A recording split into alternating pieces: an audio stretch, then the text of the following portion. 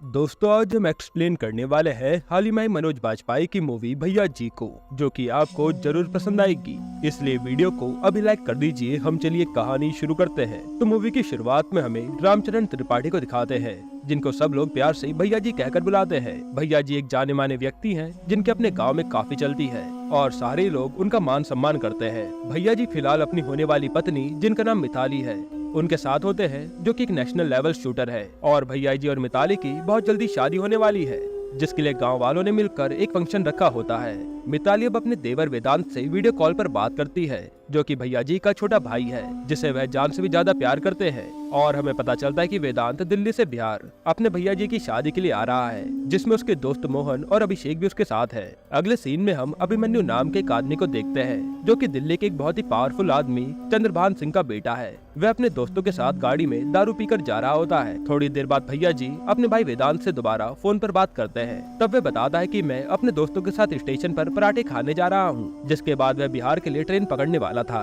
भैया जी कहते कि ठीक है, लेकिन ट्रेन में बैठने के बाद मुझे बता देना। अब वेदांत के दोस्त उसका मजाक बनाने लगते हैं कि उसका भाई उसे बार बार कॉल करके पूछता रहता है। असल में भैया जी को अपने भाई की चिंता लगी रहती है, क्योंकि वह काफी भोला लड़का है। इधर भैया जी के फंक्शन में मस्त डांस का कार्यक्रम आयोजित होता है, जहां भैया जी, मिताली और गांव वाले मिलकर खूब डांस करते हैं। जिसके थोड़ी देर बाद भैया जी वेदांत को फिर से कॉल लगाते हैं, तो उसका कॉल नहीं लगता। ऐसा लग रहा था कि वेदांत के साथ कुछ गलत हुआ हो। अब सीन चेंज होता है, जहां हमें चंद्रभान को दिखाते हैं, जिसने एक फैमिली को बंदी बनाकर रखा था, क्योंकि एक लड़की ने उसके बेटे अभिमन्यु पर रेप करने की रिपोर्ट लिखवाई थी। जो पता चलते ही चंद्रभान ने उस लड़की के परिवार को ही उठा लिया। फिर वो लड़की चंद्रभान से कहती है कि वो उससे डरती नहीं है, वो कमिश्नर तक जाएगी उसे सजा दिलवाने के लिए। ये सुनते ही चंद्रभान को गुस्सा आ जाता है और वो उस लड़की को काट कर बड़ी बेरहमी से मार डालता है। इधर अगले दिन भैया जी अपने साथी भोला और यश को वेदांत को स्टेशन से लेने के लिए भेजते हैं। पर जब वे स्टेशन पहुंचते हैं तो वेदांत ट्रेन में नहीं था। जैसे ये बात भैया जी को पता चलती है, वे घबरा जाते हैं और एक एक करके वेदांत के सारे दोस्तों को कॉल लगाते हैं, पर उनको कुछ भी पता नहीं चलता।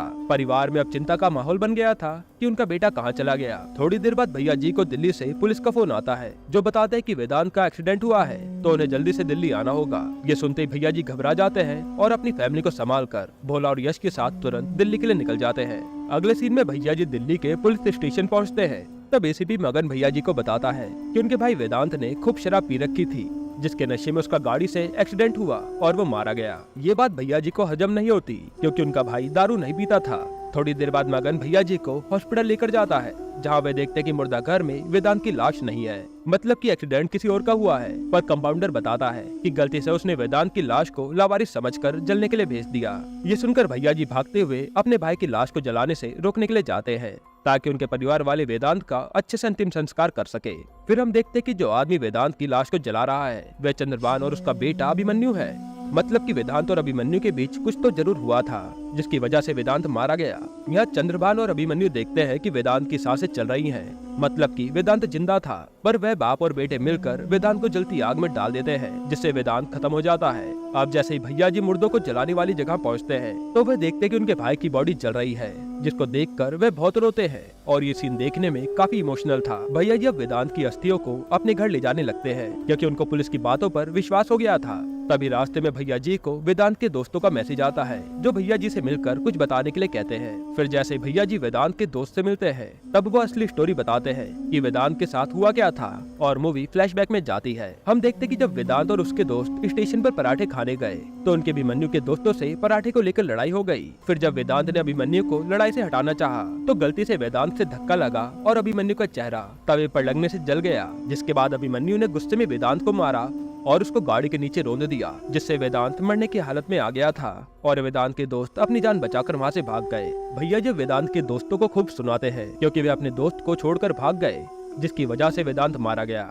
ये सब मिताली को भी कॉल करके बता देता है कि वेदांत पर अटैक हुआ था, जिसमें वह मारा गया, जिससे ये बात सब लोगों को पता चल जाती है और वेदांत की माँ जोर जोर से रोने लगती है। अगले दिन भैया जी जब वेदांत की अस्थियों को लाते हैं, तब भैया जी की छोटी माँ वेदांत की अस्थियों को देखकर रोने लगती है और भैया जी को खूब भला बुरा सुनाती है। तब हमें पता चलता है कि वेदांत भैया जी का सौतेला भाई था, पर वे उसको सगे भाई से भी ज्यादा प्यार करते थे। भैया जी की छोटी माँ अब भैया जी को बोलती है कि जिन्होंने हमारे बेटे को मारा है, हमें उनकी राख चाहिए, क्योंकि तब तक वेदांत की आत्मा को शांति नहीं मिलेगी। ये सुनकर भैया जी कहते हैं कि वह पहले वेदांत का क्रियाक्रम करेंगे और वेदांत की तिरवी से पहले उसको मारने वाले को खत्म करके वेदांत की मौत का बदला लेंगे। अगले सीन में भैया जी वेदांत का रीति रिवाज के साथ क्रियाक्रम कर देते हैं, जिसमें गांव के सारे लोग आए थे। फिर भैया जी और उनकी छोटी माँ कौओं को पिंडदान का खाना खिलाने जाते हैं। तब एक कौआ आता है और बिना खाना खाए चला जाता है, जिससे वेदांत की माँ समझ जाती है कि वेदांत की आत्मा अभी भी भटक रही है, जिसे शांति नहीं मिली। ये देखकर उनको और भी दुख लगता है और वह रोने लगती है।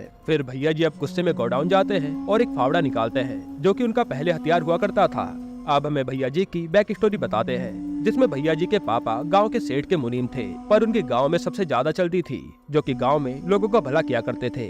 बाद में ये भार उनके बेटे भैया जी ने संभाला। उस समय भैया जी जब आते थे तब सब लोग डर के मारे अपनी निगाहें नीचे कर लेते थे। ऐसे ही करके भैया जी का राज कुछ टाइम तक चलता रहा। फिर पिता और बेटे के तरीके के बीच मतभेद होने के कारण दुश्मनों ने फायदा उठा लिया और भैया जी के पापा को अपनी जान गंवानी पड़ी। पर उन्होंने मरते समय भैया जी से कसम खिलवाकर पेपर पर साइन करवा लिया कि वह अब से हिंसा नहीं करेंगे, जिसके बाद से भैया जी ने हिंसा करनी छोड़ दी। पर वेदांत के मरने के बाद भैया जी के अंदर पुराने वाला क्रोध दोबारा से जाग गया और जो कसम वाली पर्ची उनके पापा ने साइन करवाई थी, उसको भैया जी ने संदूक से निकाल कर जला दी। अब भैया जी के पुराने वाले रूप के जागने के बाद गांव के सारे लोग दोबारा वापस पहले जैसे हो जाते हैं और बड़े बड़े मिनिस्टर और अधिकारी के पास जब भैया जी का शेर का बिल्ला जाता है, वह ये देखकर डर जाते हैं, क्योंकि पुराने वाले भैया जी वापस आ गए। मतलब कि आतंक बढ़ने वाला है और तबाही जरूर होगी। अब भैया जी अपनी पुरानी जीप में बैठकर अपने साथियों के साथ दिल्ली के लिए निकलते हैं, जहां गांव के सारे लोग उनके साथ थे। फिर रात को एसीपी मगन को भैया जी के लोग उठा लेते हैं, जिसने भैया जी को वेदांत के मरने की झूठी स्टोरी सुनाई थी।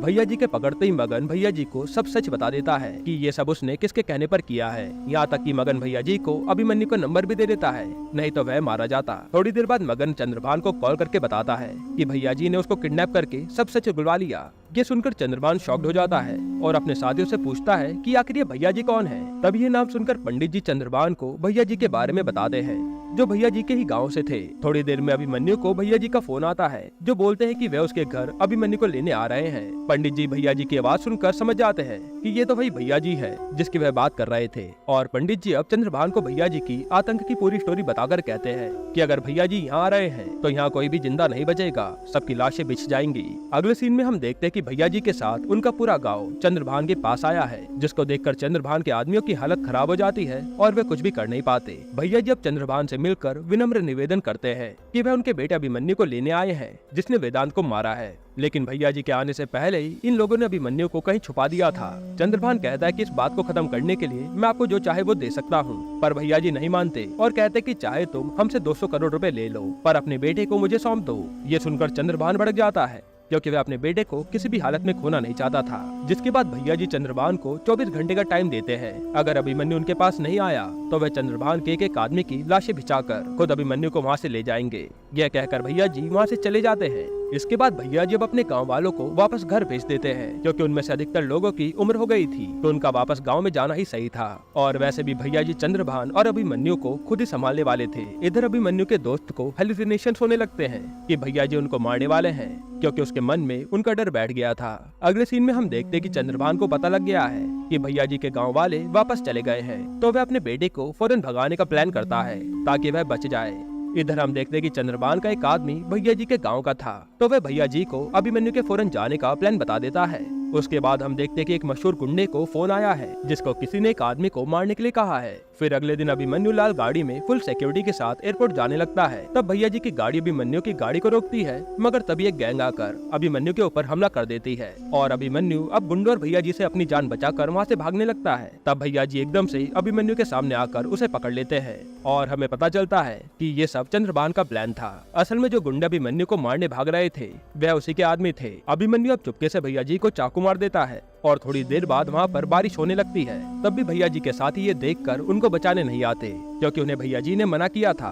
फिर भैया जी अपनी चोट पर गमछा बांधकर चंद्रभान के एक आदमी को बड़ी बुरी तरह से मारते हैं और सारे गुंडों को धूल चटा देते हैं। तब चंद्रभान चुपके से भैया जी को गोली मार देता है, जिससे भैया जी घायल होकर तालाब में गिर जाते हैं। और फिर जब चंद्रभान के आदमी तालाब में चेक करते हैं तो उनको भैया जी की लाश नहीं मिलती, क्योंकि भैया जी के आदमी उनको बचा कर ले गए थे। इसके बाद चंद्रभान के आदमियों ने हर जगह नाकाबंदी कर दी थी ताकि वे भैया जी को देखते ही मार दे। पर भैया जी के साथ ही उनको छुपाकर एक जगह ले आते हैं जहाँ चंद्रभान का कोई भी आदमी भैया जी को पकड़ने नहीं आएगा और वो यहाँ पर भैया जी का आराम से इलाज करा लेंगे। फिर जैसे ये बात भैया जी की होने वाली बीवी मिताली को पता चलती है, वह अपने पापा से लड़कर भैया जी के पास जाने लगती है ताकि वह उनको बचा पाए। अगले सीन में हम देखते कि छोटी माँ और मिताली दिल्ली के लिए निकल गए हैं। यहाँ चंद्रभान भैया जी और उसके परिवार की फोटो लोगों में बंटवा देता है ताकि वह भैया जी को पकड़ सके, जिसके बाद काफी सारे लोग भैया जी को मारने के लिए ढूंढ रहे थे। इधर भैया जी के गांव वाले भी भैया जी के लिए कुछ करने का सोचते हैं, क्योंकि उनको भैया जी के गोली लगने के बारे में पता चल गया था और यह चंद्रभान की हालत अब खराब हो रही थी, क्योंकि भैया जी उसको कहीं भी नहीं मिल रहे थे और इससे अभिमन्यु की जान को खतरा था। अगले सीन में हम देखते कि एक आदमी ने भैया जी की छोटी माँ की फोटो देखकर उन्हें पहचान लिया है, जिसकी मदद से उसको भैया जी का पता मिल गया। अब चंद्रभान को भैया जी का पता मिलते ही वह अपने आदमियों को उसको मारने के लिए भेज देता है। इधर छोटी माँ को भी पता चल गया था कि गुंडे भैया जी को मारने आने वाले हैं, तो वह एम्बुलेंस को न्यूज चैनल की गाड़ी में बदलकर भैया जी को कहीं और ले जाते हैं ताकि किसी को शक ना हो कि वह कैसे भाग रहे हैं। फिर जैसे चंद्रभान के आदमी भैया जी को मारने पहुंचते हैं तो वे देखते हैं कि यहाँ पर तो कोई भी नहीं है। इधर भैया जी के आदमी अब भैया जी को दूसरी जगह ले जाकर उनका इलाज कराते हैं, जहाँ डॉक्टर गोली निकालकर भैया जी की जान बचा लेते हैं। इसके बाद हम देखते कि मिनिस्टर लोग भैया जी और चंद्रभान के बीच की लड़ाई को देखकर कुछ करने की सोचते हैं, पर वह कुछ कर नहीं पाते क्योंकि चंद्रभान उनकी पार्टी को फंड देता था, जो कि इलेक्शन जीतने के लिए काफी जरूरी है। और भैया जी के पास उनके गांव के 10 विधायक थे, तो अगर उनका सपोर्ट चला गया तो उनकी सत्ता भी चली जाएगी। इसलिए पार्टी के लोग बड़ी चालाकी से चंद्रभान से इलेक्शन का फंड मंगाकर किसी को भी सपोर्ट न करने का फैसला करते हैं, जिससे उनकी पार्टी बची रहे। अब भैया जी घायल अवस्था में मिताली को कहते हैं कि तुम किसी और लड़के से शादी करके अपना घर बसा लो, पर मिताली तो साफ मना कर देती है क्योंकि वह तो भैया जी से प्यार करती थी और वो कहते कि हम दोनों वेदांत का बदला जरूर लेंगे। जिसके बाद भैया जी अपनी छोटी माँ को वापस गांव जाने के लिए कहते हैं, क्योंकि गांव में किसी बड़े का होना जरूरी था। इधर चंद्रभान अपने आदमी के साथ मीटिंग करके इलेक्शन में पार्टी को फंड देने की बात करता है। तब वह मगन को बेइज्जत करके वहाँ से भगा देता है, क्योंकि उनको उस पर भरोसा नहीं था, जिससे मगन को काफी बुरा लगता है। चंद्रभान अब अपने बेटे अभिमन्यु को समझाकर पार्टी को फंड के पैसे पहुंचाने के लिए कहता है ताकि पार्टी उनके सपोर्ट में रहे। इधर रात को भैया जी अपने साथियों के साथ एक खंडर में जाते हैं, जो कि चंद्रभान के पंडित को पता चल जाता है और वह चंद्रभान को भैया जी की लोकेशन बता देता है। अब हम देखते कि चंद्रभान के आदमी खंडर में भैया जी को मारने आए हैं। तब मिताली अपनी स्नाइपर की मदद से एक एक गुंडे को गोली मारती है, क्योंकि वे स्नाइपर गोल्ड मेडलिस्ट थी। पर तभी एक आदमी मिताली को घायल करके उसे मारने वाला होता है। उस समय भैया जी उठकर आ जाते हैं और उस गुंडे को मार डालते हैं। ये देखकर हमें पता चल जाता है कि भैया जी अब ठीक हो चुके हैं। इधर गांव में छोटी माँ देखती है कि कौवे ने अभी तक वेदांत के पिंडदान का खाना नहीं खाया है, मतलब कि उसकी आत्मा को अभी भी शांति नहीं मिली है। अगले सीन में हम देखते हैं कि एसपी मगन भैया जी से मिल गया है, क्योंकि चंद्रभान ने उसकी सबके सामने बेइज्जती करी थी। मगन भैया जी को चंद्रभान की पार्टी को फंड देने वाली सारी बात बता देता है। इधर भैया जी के गांव के आदमी चंद्रभान के पंडित जी को भैया की तरफ कर लेते हैं, क्योंकि असल में भैया जी के पापा ने उस पंडित की बेटी को बचाते हुए अपनी जान गंवाई थी और वह मिलकर एक प्लान बनाते हैं। अब हम देखते कि अभिमन्यु अपने पापा के कहने पर पार्टी को फंड भेज रहा है, जहाँ एकदम से भैया जी अपने साथियों के साथ आ जाते हैं और एक एक करके अभिमन्यु के सारे आदमियों को मार देते हैं। फिर जब भैया जी अभिमन्यु को ट्रेन के नीचे लाकर मारने वाले थे, तभी अभिमन्यु को उसके पापा का वीडियो कॉल आता है, जिसमें चंद्रभान ने भैया जी की छोटी माँ को अपने घर बंदी बनाकर आग के ऊपर लटका दिया था।